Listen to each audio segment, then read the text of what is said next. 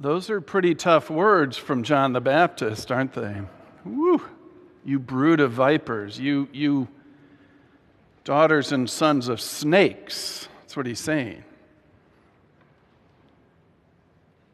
Brutally honest, incredibly disruptive.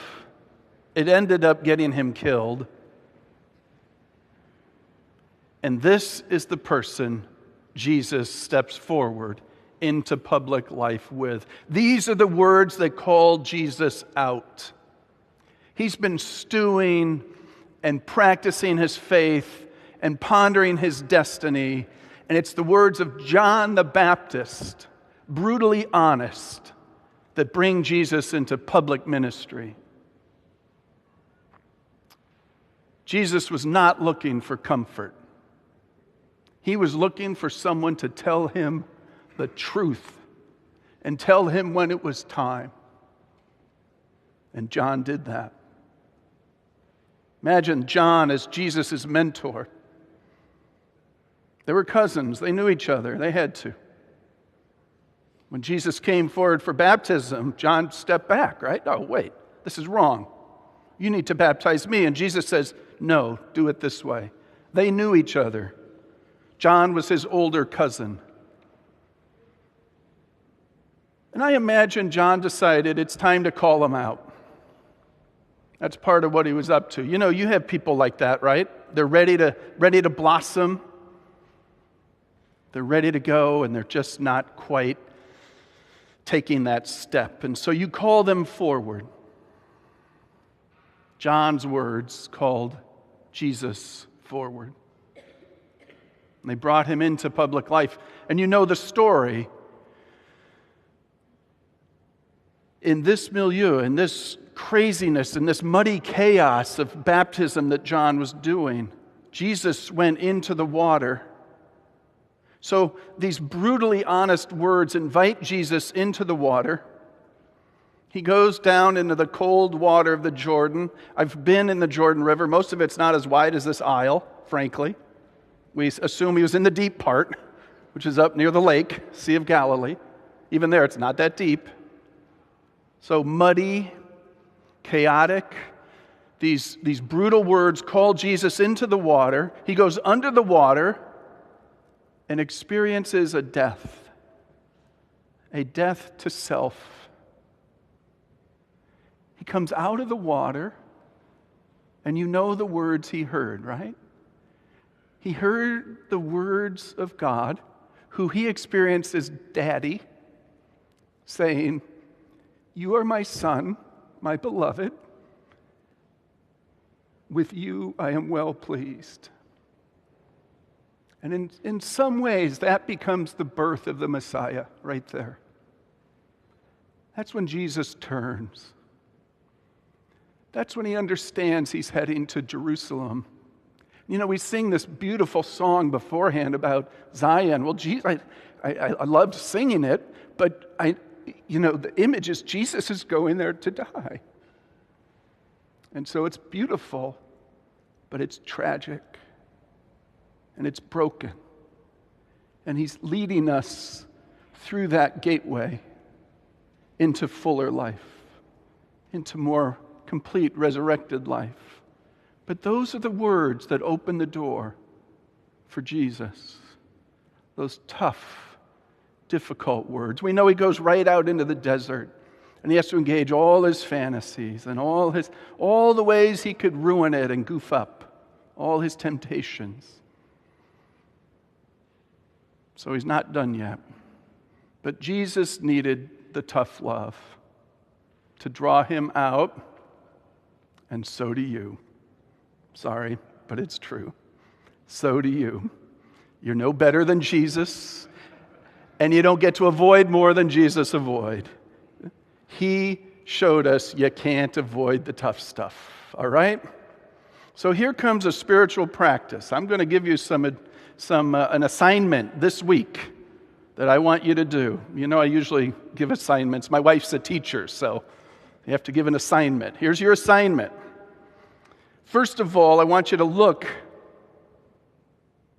at what you listen for. Observe yourself on how you listen and what you're listening for. As adults, we control our world by the way we hear, and we hear selectively. We have honed our listening very carefully to hear what we want to hear. What newspaper do you read, and what newspaper do you not read? What headline do you follow through and read, and what do you avoid? You listen for certain aspects in your life, and you try not to hear others. We all do it. So think about how you order your life this week through listening, and observe yourself. What do you listen for? What are you looking for? And what are you filtering out? Once you develop a list, literally write it down. I'm going to do it too. This is to me. I'm preaching to myself primarily here, but once you write those down, what are you listening for? The next step is to see what actions do you take as a result. To hear is to obey. You've heard that? The word to hear and obey come from the same root. Hearing and acting come from the same place in our heart and in our etymology. And so, what actions do you take when you hear what you want? It's hard sometimes to observe ourselves at the level of listening, so we can see what we're listening for through our actions. And then the final question is your assignment this week, the final question. What's that doing for you? What's the payout? Are you getting what you want? Is your life where you want it to be? What's the payout for your actions based on your listening? Your selective listening leads to certain actions, leads to the life that you have created. How you doing?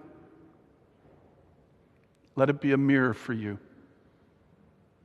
When we watch Jesus take this exercise to observe what he's hearing, and when you read the Gospels, you can see him listening because he grabs a hold of people by what they say.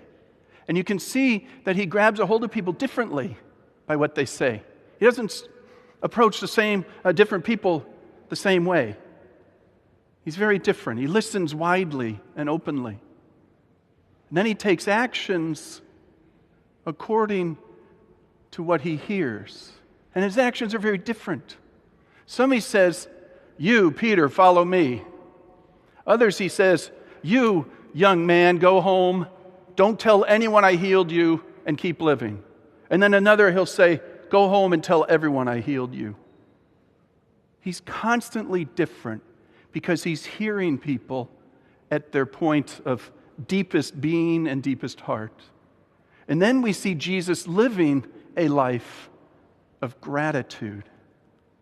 Deepening gratitude. If you read the Gospels, his journey is one of deeper and deeper and deeper gratitude.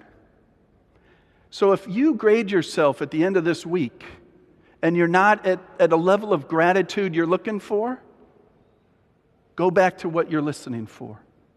Because your gratitude is completely connected to what you're listening to. And if you want to live a life of deeper gratefulness, and I want that for you, and I want it for me. If you want that life that Jesus lived of deep, authentic gratitude, it goes right to your ears and right to your filters. So I pray that God blesses you this week with a stubborn commitment to practice, observing yourself as clearly as possible and looking for your own filters, how you filter people in and how you filter them out. And then hold yourself up to that measurement of gratitude. Are you where you want to be? Or do you need to rewire the way you listen? I look forward to hearing the stories next week.